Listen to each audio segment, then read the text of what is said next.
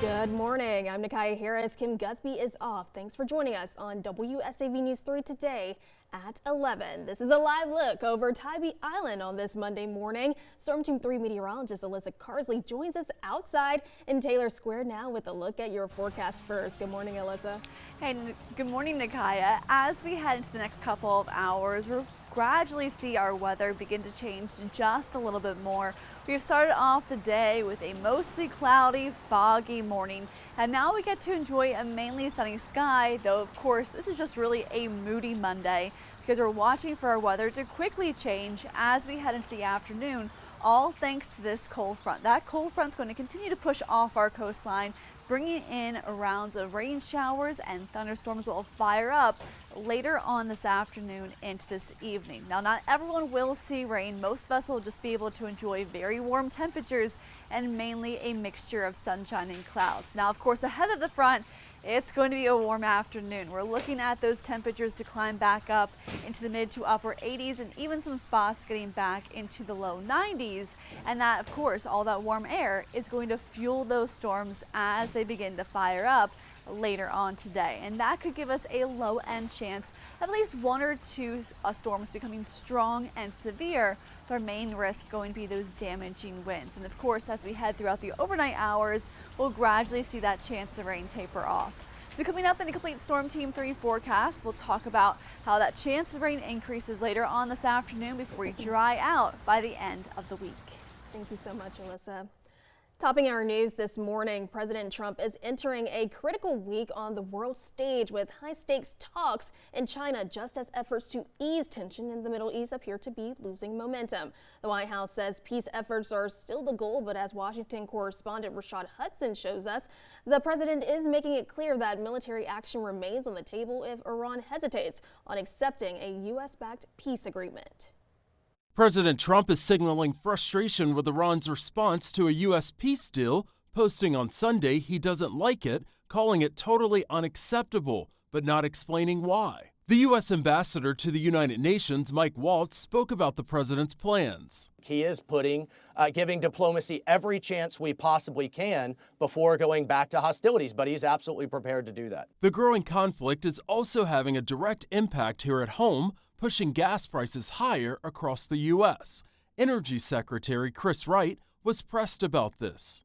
Ending the Iran nuclear program is a tough challenge, as you're rightfully pointing out. Is there short-term dislocation from that? Absolutely. But we need to make that trade-off or we have a long-term threat to peace in the region. New Jersey Democratic Senator Cory Booker says President Trump doesn't have a clear endgame. This president has no way out. This is going to go on for months, and that pain is going to continue to be felt by people he promised to lower prices for and keep us out of foreign entanglements.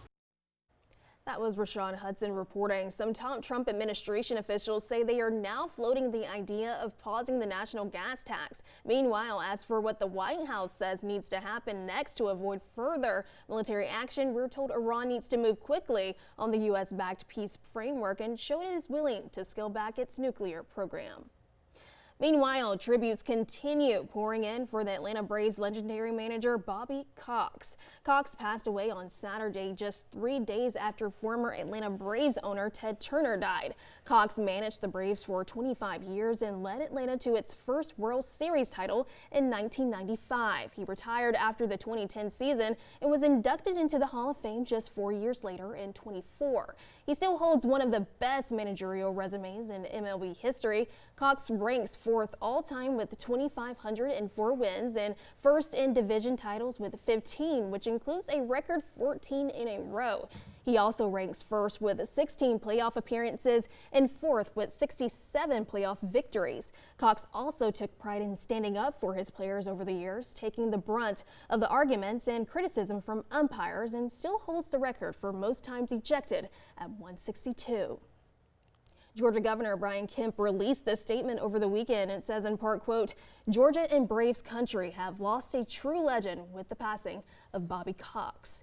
His vision, talent, and management style not only earned him a spot in the National Baseball Hall of Fame, but also built a legacy that will endure for generations to come."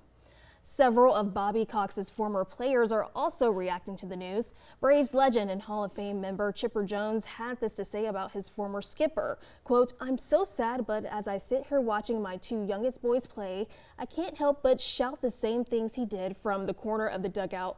His legacy is forever cemented with success, this franchise," unquote. And another Braves legend, Dale Murphy, who won back-to-back MVP awards with the Braves in 1982 and 1983, is also sending his condolences, saying, quote, "So thankful for the chance to play for him. What can I say? He saved my career, hung in there with me during my early days, and made the decision to move me to the outfield. Changed my career and life forever," unquote. The Braves are coming off a West Coast road trip where they won 6 out of 9 games. They will return to action tomorrow night at Truist Park against the Chicago Cubs in what should be an emotional tribute to the franchise all-time winningest manager. Robert Cox was 84 years old.